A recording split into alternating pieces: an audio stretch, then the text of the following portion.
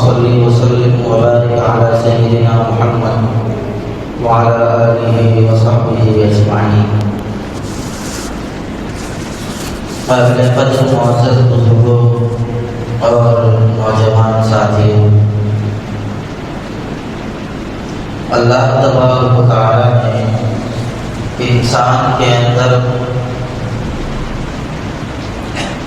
حیا اور پاک دامنی کو اس کی اچھائیوں اور اس کو رب سے قریب کرنے کا ذریعہ بنا کر انسان کے اندر رکھا ہے۔ جب تک انسان حیا اور پاک دامنی کے ساتھ وابستہ رہے گا، وہ انسان دنیا میں بھی عزتیں پائے گا اور اللہ کی نظر میں بھی اس کا اچھا مقام ہوگا۔ اور جو انسان حیا کو چھوڑ دے، بے عزت و بے شرم ہو جائے، وہ دنیا کی نظر میں بھی محبوب نہیں ہو سکتا، نہ اللہ کی نظر میں محبوب ہو سکتا ہے۔ اسی لیے پیارے رسول سرکار دو عالم سیدنا محمد رسول اللہ صلی اللہ علیہ وسلم نے ارشاد فرمایا، جو شخص مجھے دو جبڑوں کے درمیان والی چیز یعنی زبان اور دو رانوں کے بیچ والی چیز یعنی شرمگاہ، ان دونوں کی حفاظت کی ضمانت دے دے، میں اس کو جنت کی ضمانت دینے کے لیے تیار ہوں۔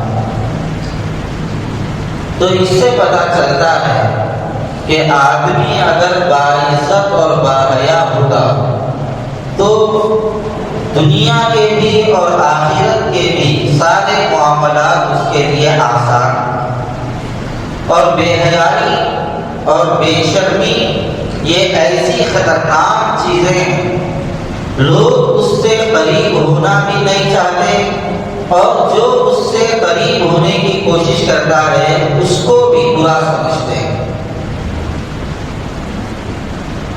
قرآن کریم میں اللہ تبارک و تعالیٰ نے سرکار دو عالم سیدنا محمد رسول اللہ صلی اللہ علیہ وسلم کو مخاطب فرما کر ارشاد فرمایا، اے رسول آپ کہہ دیجیے کہ میرے رب نے ظاہری اور باطنی ہر قسم کی گندگی کو حرام کر دیا ہے، ہر فحش ہر برائی کو اللہ تبارک و تعالیٰ نے حرام کر دیا ہے۔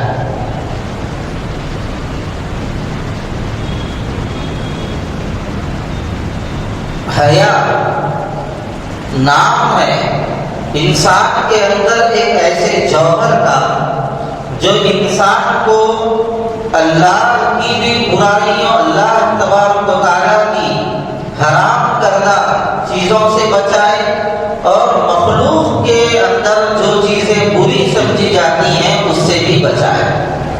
حیا صرف سر پہ چادر اوڑھ لینے کا نام نہیں ہے، نظریں جھکا کر مسکرا کر بات کرنے کا نام حیا نہیں ہے۔ حیا نام ہے انسان ہر اس چیز سے بچے جس کو خدا بھی غلط سمجھتا ہو اور مخلوق خدا بھی اس کو غلط سمجھتے۔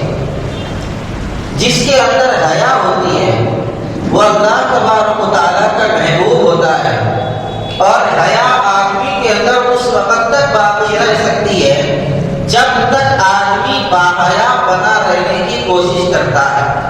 جب آدمی کے اندر خود حیا باقی رکھنے کا ارادہ نہ ہو تو ایسی صورت میں آدمی کے اندر بھی حیا باقی نہیں رہتی۔ حضور اکرم صلی اللہ علیہ وسلم حیا والوں کی بہت زیادہ عزت کیا کرتے تھے، ان کا ادب اور احترام کیا کرتے تھے۔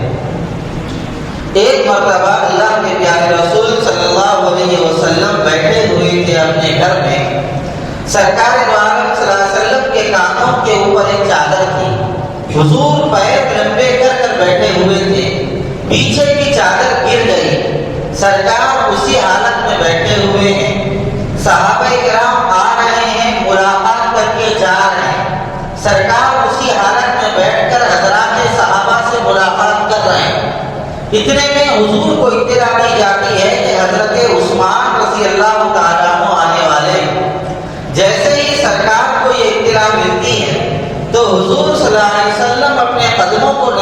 کر لیتے ہیں اور جو کندھے سے چادر گری ہوئی تھی اس کو اٹھا کر بدن پر ڈھانپ لیتے ہیں. پھر حضرت عثمان آتے ہیں، سرکار دو عالم صلی اللہ علیہ وسلم باادب ان سے ملاقات کرتے ہیں. اس کے بعد حضرت عثمان رضی اللہ تعالیٰ عنہ چلے جاتے ہیں. حضور صلی اللہ علیہ وسلم سے حضرت عثمان رضی اللہ عنہ کے جانے کے بعد پوچھا گیا کہ آپ کے پاس بڑے بڑے صحابہ آئے، آپ اپنی حیت پر رہ کر ان سے آپ نے ملاقات کی ہے، اور حضرت عثمان آئے ہیں تو آپ نے اپنے قدموں کو بھی نزدیک کر لیا، اپنی چادر کو بھی کاندھوں پر ڈال لیا، اور باادب ہو کر آپ نے حضرت عثمان سے ملاقات کی. تو حضور اکرم صلی اللہ علیہ وسلم نے ارشاد فرمایا، میں اس شخص سے کیوں حیا نہ کروں، من استحیت منہ ملائکۃ الرحمن، جس سے اللہ کے فرشتے بھی حیا کرتے ہیں. یعنی حضرت عثمان وہ ہیں جن سے اللہ کے فرشتے بھی حیا کرتے ہیں.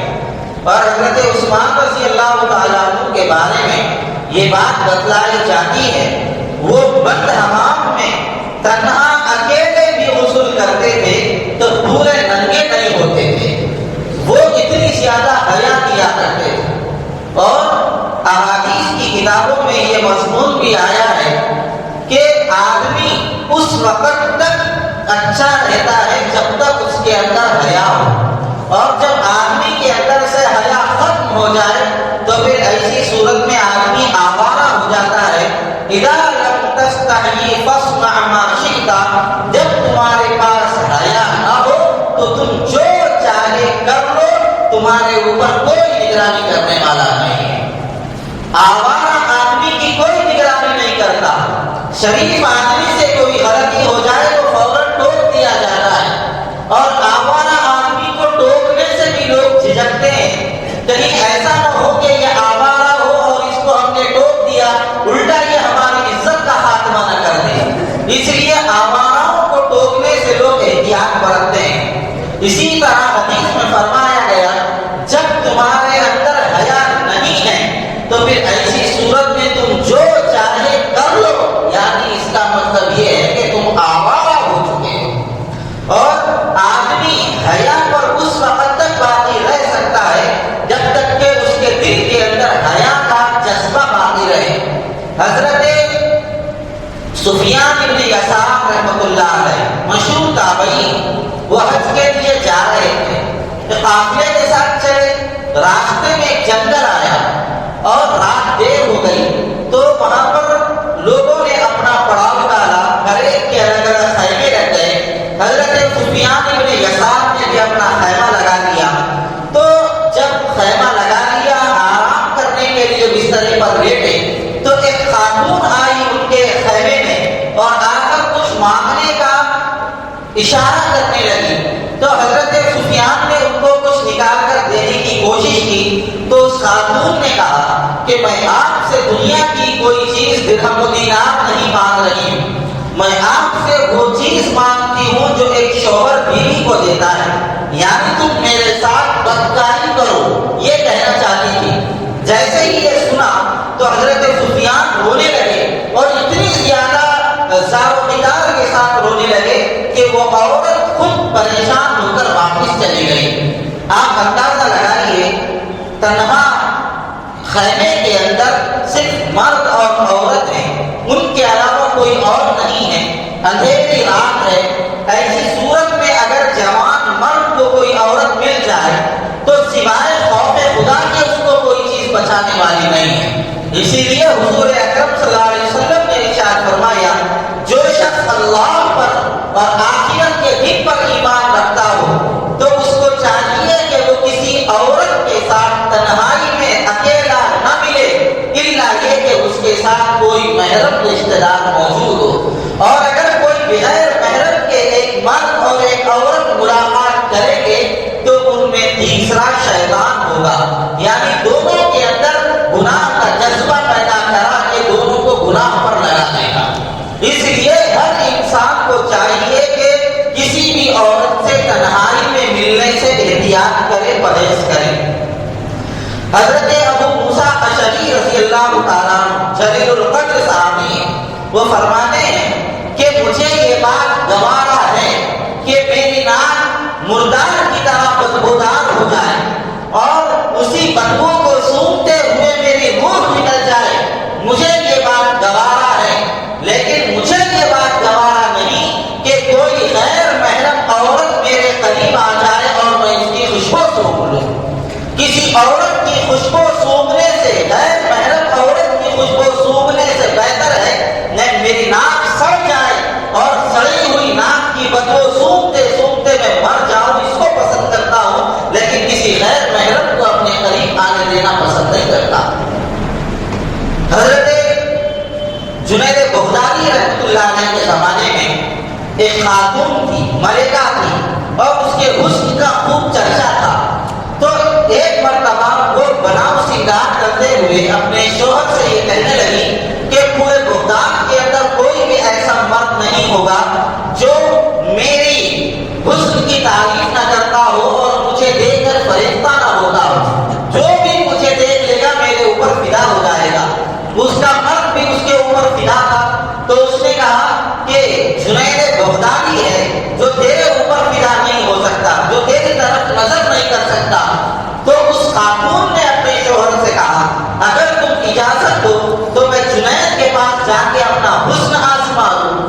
تو اس مرد نے کہا تمہاری مرضی، لہذا وہ خوب بن سنور کر حضرت جنید بغدادی رحمۃ اللہ علیہ کے قریب آئی اور اپنے بدن، اپنے کپڑے کو اس نے جب ہٹایا، حضرت جنید بغدادی کی نظر جیسے ہی اس کے اوپر پڑی تو فوراً انہوں نے لا الہ الا اللہ کی ایسے ضربے لگائی کہ وہ عورت کا دل بدل گیا۔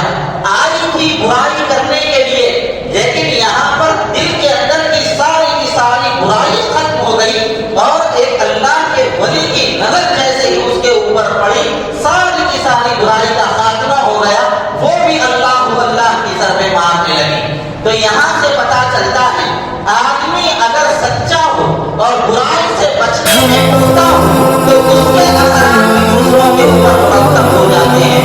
نگاہ ولی کے اندر تاثیر ہوتی ہے، اولیاء کی نگاہوں کے اندر اللہ تبارک و تعالیٰ کے اثر رکھتے ہیں، مانے جو ماننا چاہے مانے۔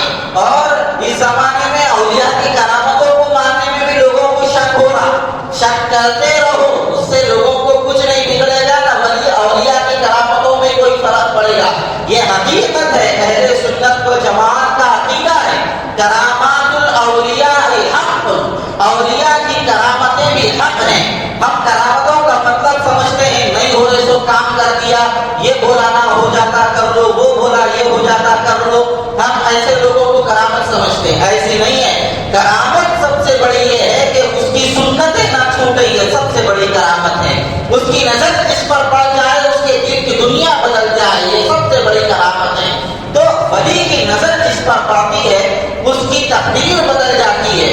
کسی شاعر نے کہا تھا نگاہ ولی میں یہ تاثیر دیکھی، نگاہ ولی میں یہ تاثیر دیکھی، بدلتی ہزاروں کی تقدیر دیکھی۔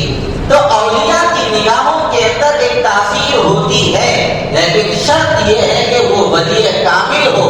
ایسا نہیں بڑا شملہ باندھ لیا، لمبے لمبے جبے خبے پہن لیا، ہاتھوں میں عورتوں کی طرح پورے 10 کیلا سنگوٹی ڈال لیا اور ہاتھ میں سگریٹ لے کے گانا مار رہا ہے اور بول رہا ہے کہ میں ولی ہوں، میں سجادہ ہوں، میں یہ ہوں، میں وہ ہوں۔ تو کچھ بھی ہو سکتا ہے، شیطان کا بھائی ہو سکتا ہے، اللہ کا ولی نہیں ہو سکتا۔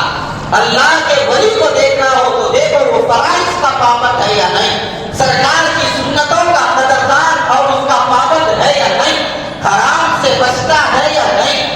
اگر یہ 3 چیزیں ہیں تو پھر یقین کر لو ولی ہے، اور اگر یہ 3 چیزیں نہیں ہیں، فرائض کا پابند نہیں، سرکار کی سنتوں کا لحاظ کرنے والا نہیں، اور حرام کھانے حرام سے بچنے والا نہیں، تو ایسا شخص ولی نہیں ہو سکتا۔ بہرحال حضرت جنید بغدادی کی صحبت میں وہ عورت آئی اور اس کے دل کی دنیا بدل گئی۔ اس کا شوہر تانا دیتے ہوئے کہتا تھا کاش میں میری بیوی کو جنید کے پاس نہ بھیجتا، تو ایسی صورت میں مجھے وہ اپنے حسن کے نظریں دکھا کے میرے دل کو مائل کرتے رہتی۔ تو آدمی اس وقت تک باقی رہ سکتا ہے حیا پر جب تک اس کے دل کے اندر سچا جذبہ ہو، اور دل کے اندر اندر باقی نہیں رہ سکتا۔ اس کی کئی مثالیں ہیں۔ ایک مرتبہ بغداد کے اندر ایک شخص رہتا تھا، اس کا نام صالح تھا، اور وہ شخص بغداد کی مسجد میں روزانہ مینار پر چڑھ کر 5 وقت 40 سال تک اذان دیتا رہا۔ 40 سال تک ایک مرتبہ اذان دے کر پلٹ رہا تھا، اس کی نظر نیچے ایک عیسائی گھرانے پہ پڑی جو مسجد کے مینار کے بالکل نیچے تھا۔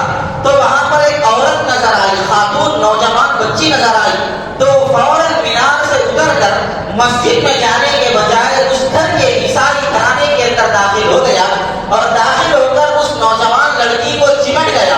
تو اس لڑکی نے یہ کہا، تم تو مسلمان ہو، مسلمان ایماندار اور دیانتدار ہوتا ہے، تم ایسے کیسے آ کر مجھ سے چمٹ رہے ہو، دور ہو جاؤ۔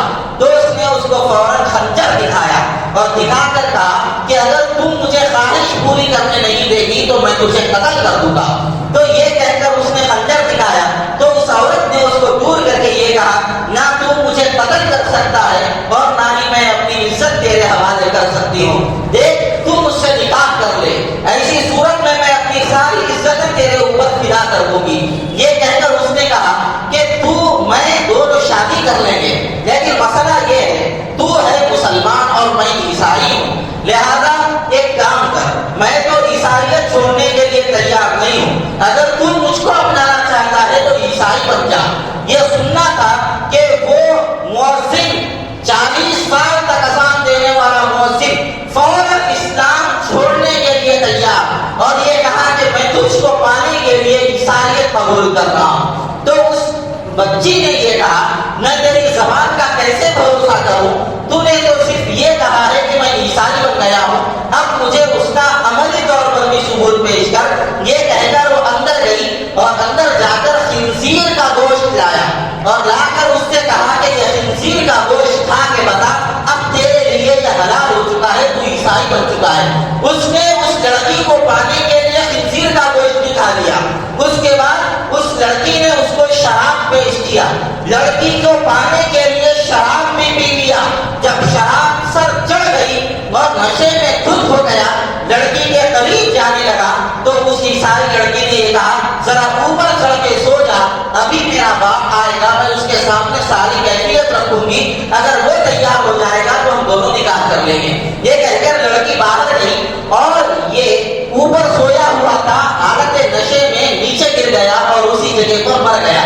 باہر لڑکی ٹھہری ہوئی ہے، اپنے والد کا انتظار کر رہی ہے۔ جب والد آتے ہی لڑکی نے پورا واقعہ اپنے والد کو سنایا کہ یہ مؤذن ہے، میرے اوپر فرشتہ ہو گیا ہے، عیسائیت قبول کر لیا ہے، خنزیر بھی کھا لیا ہے اور شراب بھی پی لیا ہے، لہذا تم میرا نکاح اس کے ساتھ کروا دو۔ اس نے کہا چلو چل کر اندر اس سے پوچھتے ہیں ماجرا کیا ہے۔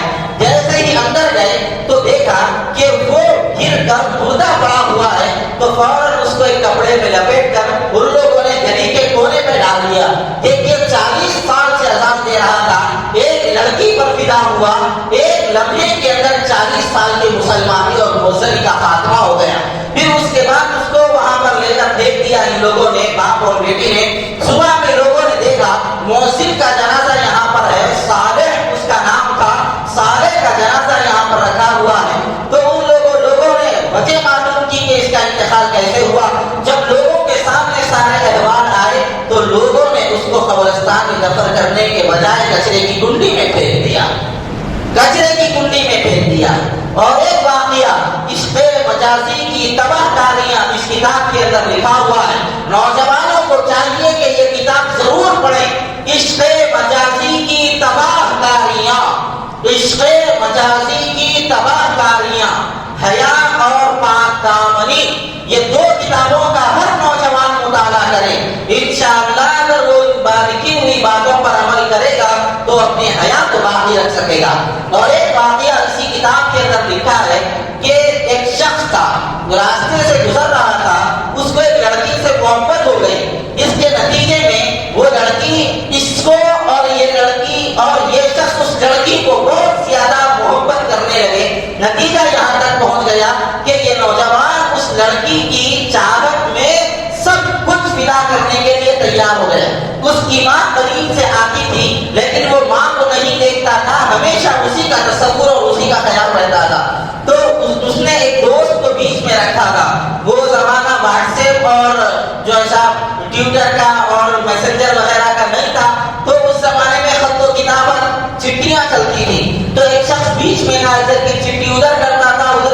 تک پہنچاتا تھا. تو اس کی ماں نے اس سے کہا کہ تم چٹھیاں مت پہنچاؤ, میں چٹھی لے جایا کروں گی اور لایا کروں گی تاکہ کم از کم میرا بچہ 2 بول مجھ سے بول لے, مجھے دیکھ کر بات کر لے. یہ کہہ کر ماں ہی چٹھیاں لاتی تھی. ایک مرتبہ ایسا ہوا کہ یہ بہت زیادہ بیمار ہو گیا عاشق, اور مرنے کے قریب ہو گیا. ادھر بھی معشوقہ کا یہی حال ہو گیا. تو ادھر اس نے ایک مرتبہ اتنی بیماری کے عالم میں یہ کہا کہ میں اب تو بہت بیمار ہو چکا ہوں, میں اپنے معشوق سے ملنا چاہتا ہوں, لیکن دونوں کے بیچ میں ایک رکاوٹ ہے, وہ یہ کہ وہ عیسائیہ ہے, یعنی وہ لڑکی عیسائیہ ہے اور میں مسلمان ہوں. میں اس لڑکی کو پانے کے لیے اپنا مذہب چھوڑ رہا ہوں اور عیسائی بن رہا ہوں. یہ کہنا تھا, اسی وقت یہ جملہ کہتے ہی کچھ دیر کے بعد اس کا انتقال ہو گیا, وہ مر گیا. اور ادھر وہ لڑکی وہ بھی بہت بیمار تھی, وہ بھی یہ کہنے لگی مجھے میرے محبوب سے بہت محبت ہے, لیکن اس کے اور میرے بیچ میں رکاوٹ ہے, وہ یہ کہ وہ مسلمان ہے اور میں عیسائیہ ہوں, لہذا میں اس کے قریب ہونا چاہتی ہوں, اس لیے میں اسلام قبول کرتی ہوں. یہ جملہ کہنے کے کچھ دیر کے بعد اس کا بھی انتقال ہو گیا.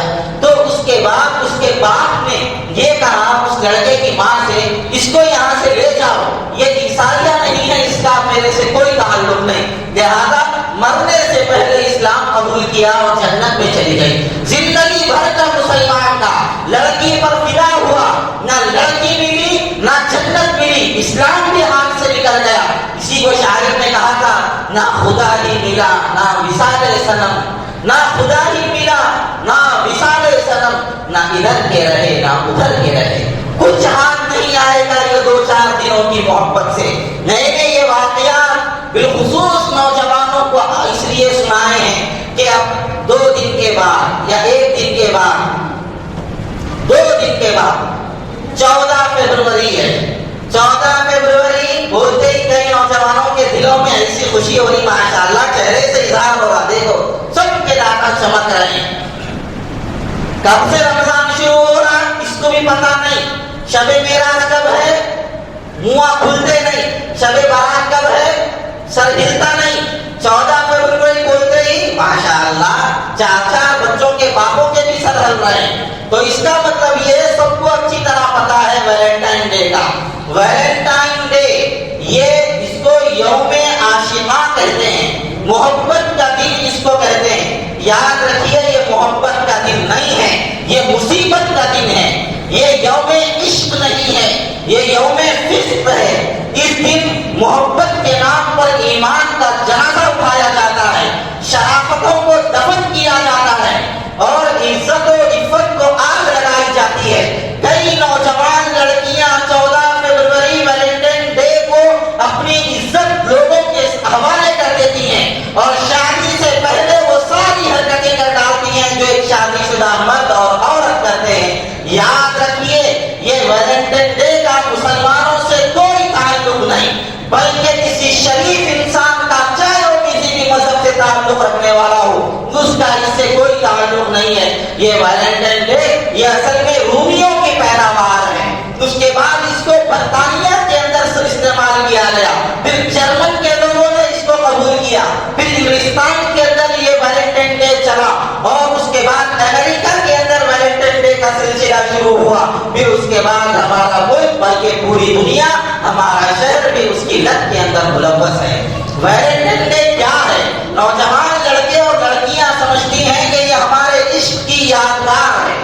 آج اپنی محبت کا اظہار کرنا ضروری ہے, لہذا وہ دن آنے سے پہلے خوب تیاریاں ہوتی ہیں, کارڈ خریدے جاتے ہیں. نوجوان لڑکے لڑکیوں کو تحفہ دینے کے لیے اپنی حیثیت کے بقدر چیزیں خریدتے ہیں, سونے کی انگوٹھی, سونے کا بریسلیٹ, سونے کی چیزیں, چاندی کی چیزیں, جس کی جیسی حیثیت ہوتی ہے ویسی چیزیں خریدتے ہیں. پھر ایک کارڈ ملتا ہے صاحب, گریٹنگ کارڈ, وہ کارڈ خریدتے ہیں, اسٹیشنریوں پر ملتا ہے. وہ کارڈ خرید کے اس کے بعد وہ کارڈ کے اندر جیسی حیثیت ہے 500, 1000, 5000, 10,000, سونے کا سکہ, سونے کا بریسلیٹ, جس کی جیسی حیثیت ہے. میں خالی بول رہا ہوں, پریکٹیکل کرے تو بہت لوگ آئے یہاں پہ. اس لفافے میں ڈال کے وہ کارڈ اس کو دیتے ہیں اور دے کے بولتے ہیں میں کھل کے پرپوز نہیں کر سکتا, کارڈ کھول لو. اب وہ کارڈ بھی ایسا رہتا صاحب, جا کے लिफाफे में से निकाला और कार्ड खोलते ही कार्ड बोलता आई लव यू, कार्ड बोलता है और ये बोलता मैं खुल के प्रपोज नहीं कर सकता, लिहाजा तुम कार्ड में सुन लो। ये हालत हमारे नौजवानों की है। और वो कार्ड के अंदर क्या लिखा हुआ रहता है, कभी इंग्लिश में और उर्दू में भी आ रहा, आजकल हिंदी में भी है, उसके अंदर लिखा हुआ रहता मेरी जाने तमन्ना, मेरी प्यारी महबूबा। जैसा जैसा मजमून बनाने वाला है वैसा वैसा मजमून बनाता है। एक मजमून उसके अंदर देखा, उसके अंदर लिखा हुआ था मेरी महबूबा मैं तुमसे बहुत मोहब्बत करता हूँ, मुझे अब तक तुमसे ज्यादा प्यारी कोई और नजर नहीं आई, मैं तुमको प्यार करता रहूंगा, तुमको चाहता रहूंगा और तुमको पाने के लिए हर तरह की कोशिश करता रहूंगा और तुमको जीतने के लिए अपने आप से भी हार जाऊंगा। तुम मेरी मोहब्बत की कदर करो और मुझको अपना प्यार दो, मैं हमेशा तुम्हें चाहता रहूंगा। आपका नीचे लिखते हैं नाम और नीचे क्या लिखा हुआ रहता है, फ्रॉम योर वैलेंटाइन रहता है, रहता नीचे लिखा हुआ रहता फ्रॉम योर वैलेंटाइन। उसके नीचे साहब दस्तखत करके देते, ऐसा जैसा निकाह नामा पे दस्तखत करके काजी साहब को दे रहे हमारा निकाह पढ़ा दो। ये हाल है नौजवानों का। मेरे भाइयों ये वैलेंटाइन आप जानते हैं क्या है? ये वैलेंटाइन के बारे में कई फर्जी कहानियां हैं। एक कहानी इसके बारे में ये भी है कि एक चर्च था और वो चर्च के अंदर एक पादरी और एक पादरिया रहा करते थे, यानी ईसाई मजहब के राहिबा और राहिबा, यानी उनके मजहब के मुबल्लिग। उनके मुबल्लिग बनने के बाद उनको निकाह करना जायज नहीं है, वो निकाह नहीं कर सकते, पूरी जिंदगी सन्यास ऐसे ही रहना पड़ेगा उनको। तो वो दोनों रहते रहते आपस में उन दोनों की मोहब्बत हो गई।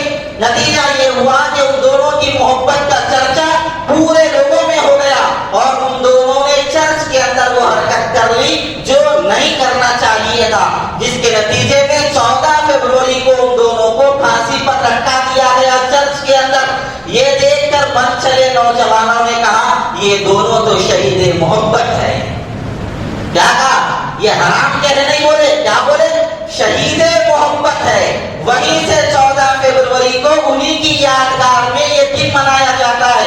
वो पादरी का नाम था सेंट वैलेंटाइन, वो पादरी का नाम था, तो उसी के नाम से ये वैलेंटाइन डे है, यानी उसी की यादगार है ये। मेरे भाइयों, मेरे नौजवान दोस्तों, अगर आपने वैलेंटाइन डे मनाया और नीचे आपने लिखा फ्रॉम योर वैलेंटाइन, उसके नीचे आपने अपनी सिग्नेचर की और आपने किसी को दिया, तो याद रखो दुनिया में तो दे दोगे, कल क़यामत के दिन अल्लाह के नबी के सामने क्या मुंह लेकर जाओगे? वैलेंटाइन तुमने अपने आप को कहा है, जानते हो वैलेंटाइन ईसाइयत का, ईसाइयों का पादरी था। तुमने अपना रिश्ता किससे जोड़ लिया है? किस बदकार से तुमने अपना रिश्ता जोड़ लिया और नीचे दस्तखत करके सबूत भी दे दिया कि मैंने इससे अपना ताल्लुक कायम कर लिया। कल क़यामत के दिन अगर अल्लाह के रसूल ये कह दें इसको मेरी नजरों से हटा दो, इसने मेरे से ताल्लुक खत्म करके पादरी से ताल्लुक कायम कर लिया था, कहां जाएंगे उस वक्त हम? किसको मुंह दिखाएंगे? किससे शिफाअत की तमन्ना अपने दिल के अंदर रखेंगे? किसके सामने ये हम मुसलमान हैं ये कहकर पेश हो सकेंगे? इसलिए ये तहजीब, ये रस्म और ये रिवाज हमारा नहीं है, ये बातिल परस्तों का है, ये अंग्रेजों का है, ये इज्जतों को लूटने और बेचने वालों का है। लिहाजा वैलेंटाइन डे ना आप मनाइए ना किसी को मनाने दीजिए। अगर कोई मनाता है तो ऐसी सूरत में आप उसको रोकिए, हाथ से रोकिए, जबान से रोक सकते हैं जबान से रोकिए, वरना अपने दिल के अंदर बुरा जरूर समझिए। और एक बात आप याद रखिए, नौजवान बोलते अरे भाई ये वैलेंटाइन डे मत मनाओ, तो ये हमारी मोहब्बत के खिलाफ है।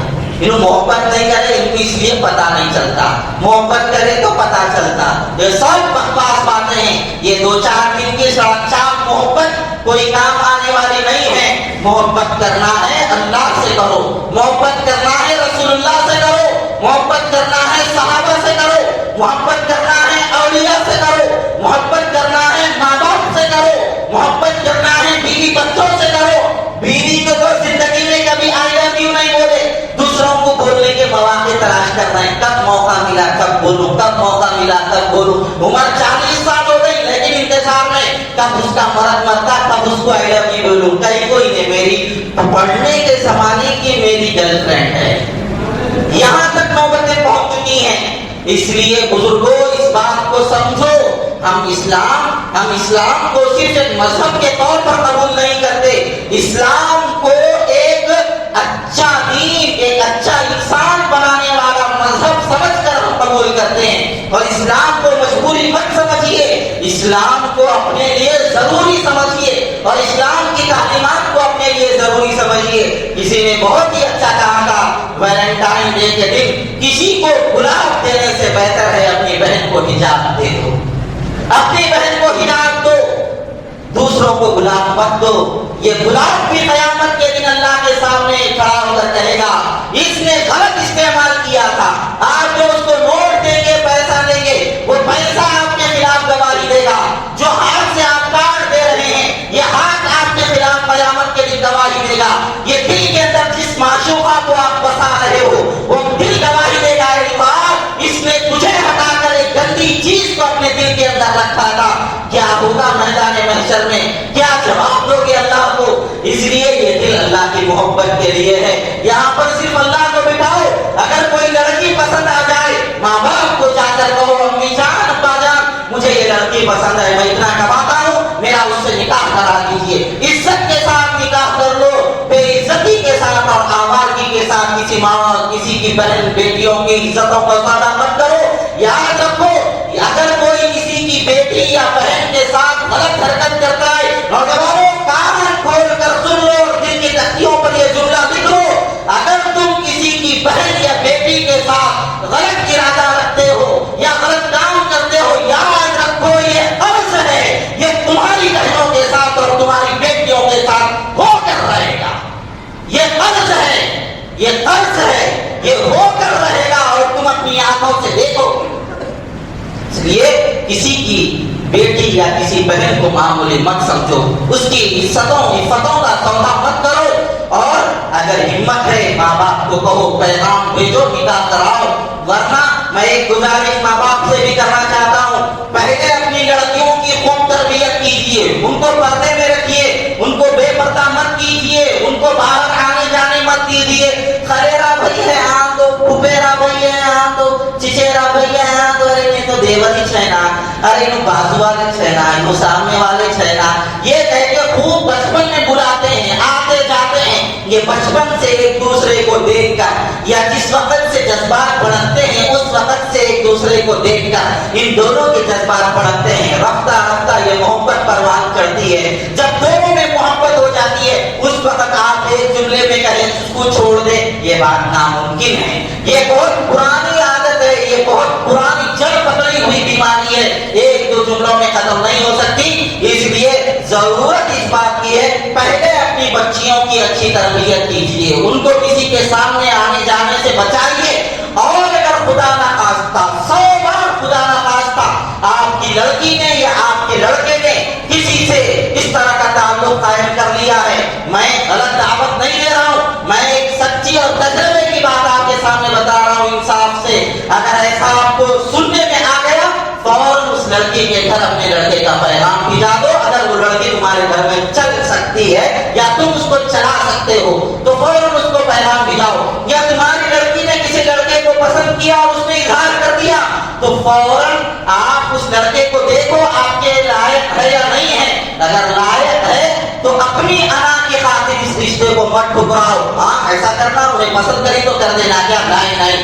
اگر وہ آپ کی لڑکی کے لائق ہے اور آپ کو اعتماد ہے تو فوراً باپ کی بدنامیوں سے بہتر ہے عزت کے ساتھ نکاح کرا دو، عزت کے ساتھ نکاح کرا دو۔ ورنہ ہوگا کیا؟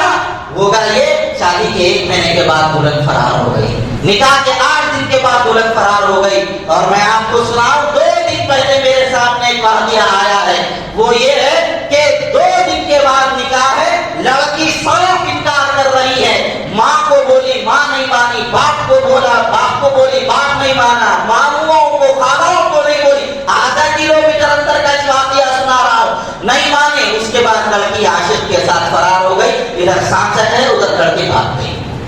اس لیے پہلے اپنی لڑکیوں کی حفاظت کیجیے، اور اگر خدا نہ خواستہ ایسا واقعہ ہو جائے تو مناسب سمجھتے ہیں تو عزتوں اپنی عزتوں کا سودا اللہ کے واسطے سرعام مت کیجیے۔ اور میں نوجوانوں سے کہتا ہوں اپنی نگاہوں کو نیچے رکھو۔ قرآن کا حکم ہے کسی کی بہن پر نظر ڈالنے سے پہلے سوچو میرے گھر میں بھی میری بہن ہے، یا مجھے بھی اگر اللہ اولاد دے بیٹی دے گا تو میری بیٹی کو دیکھے گا کوئی تو میرے اوپر کیا گزرے گی۔ کسی کی بیٹی پہ نظر مت ڈالو۔ لڑکیوں کی اچھی تربیت کیجیے، ان کو باپردہ رکھیے، غیر محرموں سے دور رکھیے، اپنے گھر کو پاکیزہ بنائیے، نمازی پرہیزگار اپنے گھرانوں کو بنائیے۔ اللہ تعالیٰ اپنے کرم سے ہم سب کی حفاظت فرمائے اور غلط کاریوں سے اللہ ہماری نسلوں کی حفاظت فرمائے۔ یہ نوجوان بچوں کی اللہ اپنے کرم سے حفاظت فرمائے اور ایسے غلط رسومات سے اللہ اپنے کرم سے حفاظت فرمائے۔ وآخر دعوانا الحمد للہ رب العالمین۔